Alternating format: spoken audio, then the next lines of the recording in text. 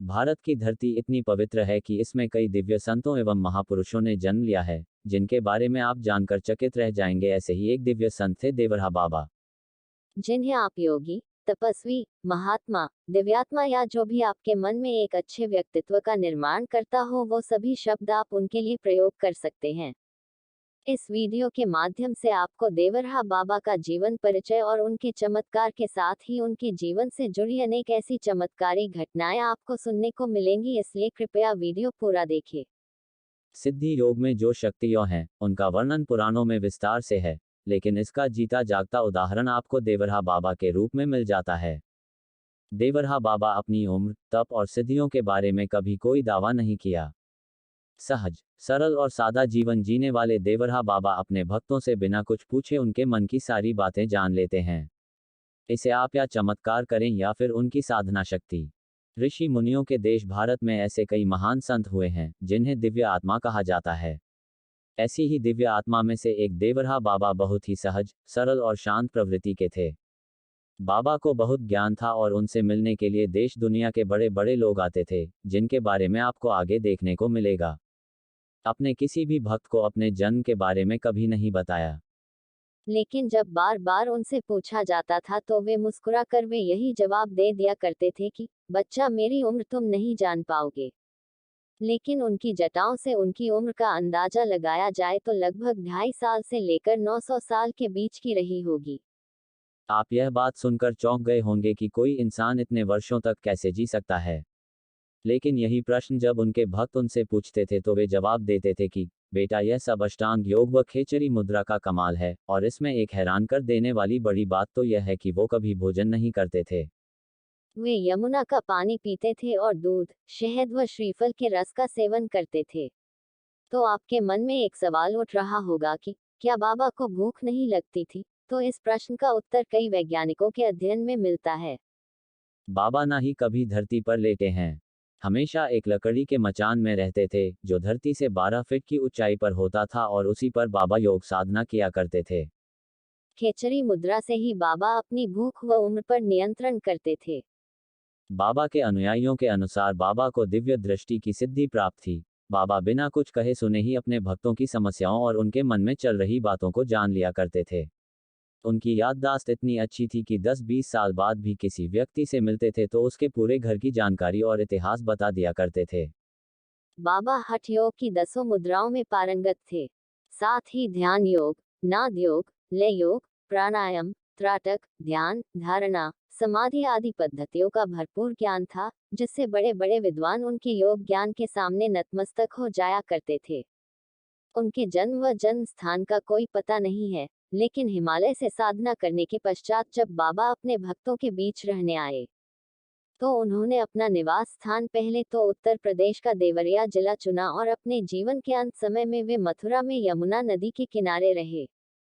बाबा उत्तर प्रदेश के देवरिया जिले में सलेमपुर तहसील के मैलगोव में स्थित सरयू नदी के किनारे, जहाँ भगवान विष्णु ने अपने सांतवें अवतार श्री राम को त्याग कर वैकुंठ के लिए प्रस्थान किया था, मचान में निवास करते थे। बाबा की उम्र के विषय में सबसे आश्चर्यजनक तथ्य यह है कि उनके कुछ भक्त बताते हैं कि बाबा हमेशा एक जैसे रहे। एक इंसान जो बाबा से कई वर्ष पहले मिलने आया था, और वही इंसान कई वर्ष बाद जब बाबा से मिलने जाता था तो देखता था कि बाबा कई साल पहले जैसे थे वैसे ही आज हैं। उनकी उम्र नहीं बढ़ती थी। देवरहा बाबा रामचरितमानस के चौपाइयों के ऊपर प्रवचन देते थे।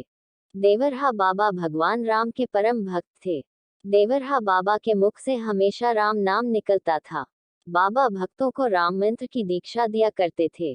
उनका कहना था, देवरहा बाबा प्रभु श्री राम और श्री कृष्ण को एक मानते थे और भक्तों को कष्ट से मुक्ति के लिए कृष्ण मंत्र भी देते थे। ओ कृष्णाय वासुदेवाय हरि परमात्मने प्रणत क्लेश नाशाय गोविंदाय नमो नमः। अगर देवरहा बाबा के जन्म की तो यह एक अनसुलझा रहस्य ही रह गया, क्योंकि बाबा ने किसी भी इंटरव्यू या अपने किसी भी भक्त को अपने जन्म के बारे में कभी नहीं बताया। लेकिन जब बार बार उनसे पूछा जाता था तो वे मुस्कुरा कर वे यही जवाब दे दिया करते थे कि बच्चा, मेरी उम्र तुम नहीं जान पाओगे। देवरहा बाबा सुबह स्नान करने के लिए ही बाबा मचान से नीचे आते थे। जब कभी उनसे कोई भक्त मिलने जाता था तो वे वहीं से अपने चरण को उस भक्त के सिर पर छुआ देते थे। जिस भक्त को ऐसा आशीर्वाद मिलता था, उसके सौभाग्य का उदय हो जाता था। इन्हीं सब हैरान कर देने वाली बातों में एक बात और जोड़ दीजिए कि वो कभी कपड़ा नहीं पहनते थे, चाहे जितनी ठंडी हो या चाहे जितनी गर्मी हो। हमेशा बाघ की छाल को लपेटे रहते थे। यह तो सिर्फ भक्तों द्वारा देखी गई घटना है, लेकिन इससे पहले कई सैकड़ों वर्ष उन्होंने हिमालय में तपस्या की है, जिसका कोई अनुमान नहीं है।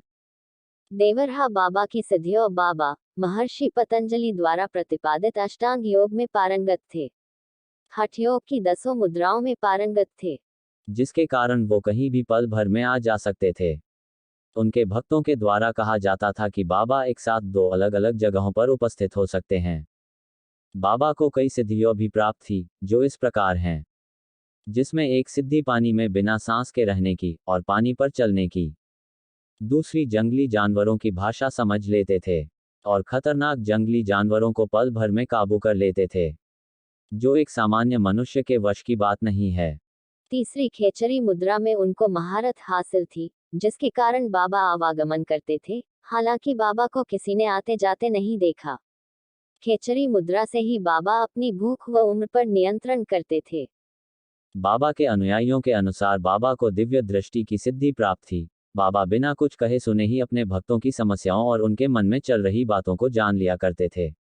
उनकी याददाश्त इतनी अच्छी थी कि दशकों बाद भी किसी व्यक्ति से मिलते थे तो उसके पूरे घर की जानकारी और इतिहास बता दिया करते थे।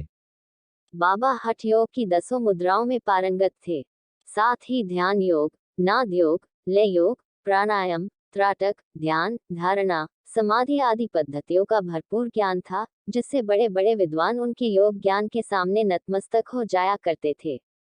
बाबा का कहना था कि जीवन को पवित्र बनाए बिना ईमानदारी, सात्विकता, सरसता के बिना भगवान नहीं मिलते।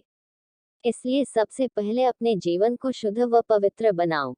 बाबा वैसे तो कोई नियमित प्रवचन नहीं करते थे, लेकिन एक बार तीर्थराज प्रयाग में महाकुंभ के अवसर पर सन 1889 में विश्व हिंदू परिषद के मंच से संदेश दिया कि दिव्य भूमि भारत की समृद्धि, गौरक्षा व गौ सेवा के बिना संभव नहीं होगी। गौहत्या का कलंक मिटाना अत्यावश्यक है। बाबा गौसेवा व गौरक्षा के पुरजोर समर्थक थे। ऐसे ही उन्होंने श्री राम मंदिर के लिए भविष्यवाणी की थी, जो अंततोगत्वा सच साबित हुई। देवरहा बाबा के भक्तों की बात की जाए, बाबा के भक्तों की तो देश दुनिया के लाखों ऐसे भक्त हैं जिनका नाम लेना संभव नहीं है, लेकिन कुछ ऐसे भक्त हैं जिनके बारे में आप अच्छी तरह से जानते होंगे। ब्रिटिश शासक जॉर्ज पंचम 1911 में जब भारत आया था तो वो बाबा से मिलने देवरिया गया था।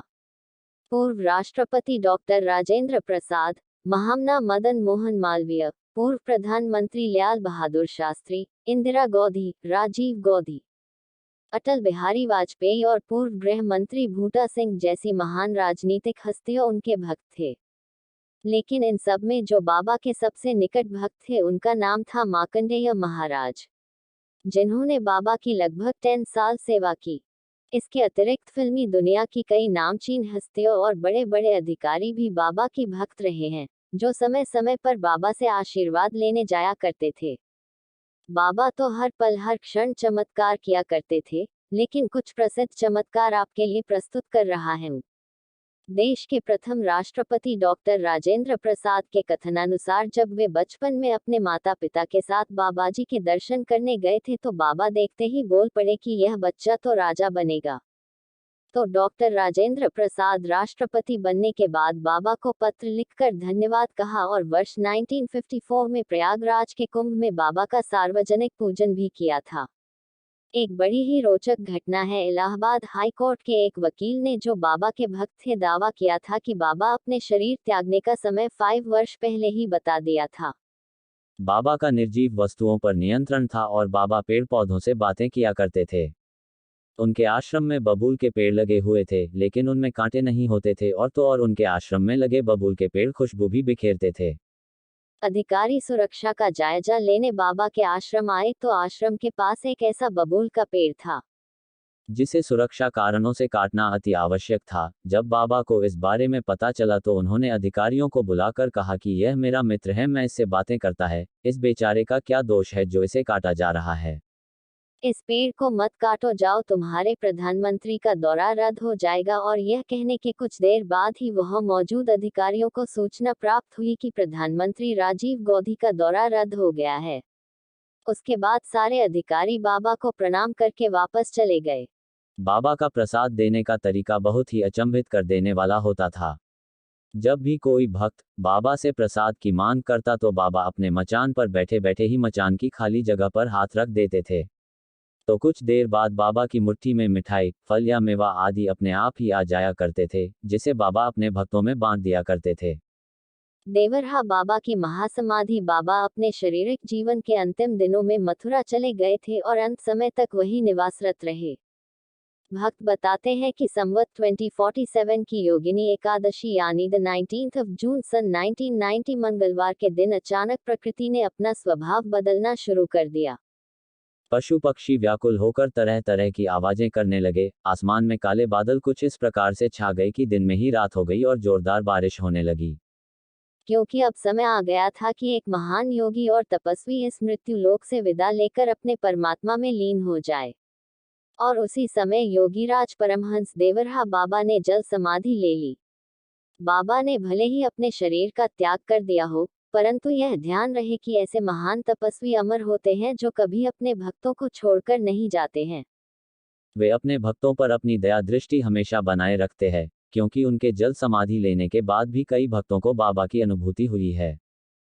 जिन्हें आप योगी, तपस्वी, महात्मा, दिव्यात्मा या जो भी आपके मन में एक अच्छे व्यक्तित्व का निर्माण करता हो, वो सभी शब्द आप उनके लिए प्रयोग कर सकते हैं। सहज, सरल और सादा जीवन जीने वाले देवरहा बाबा अपने भक्तों से बिना कुछ पूछे उनके मन की सारी बातें जान लेते हैं।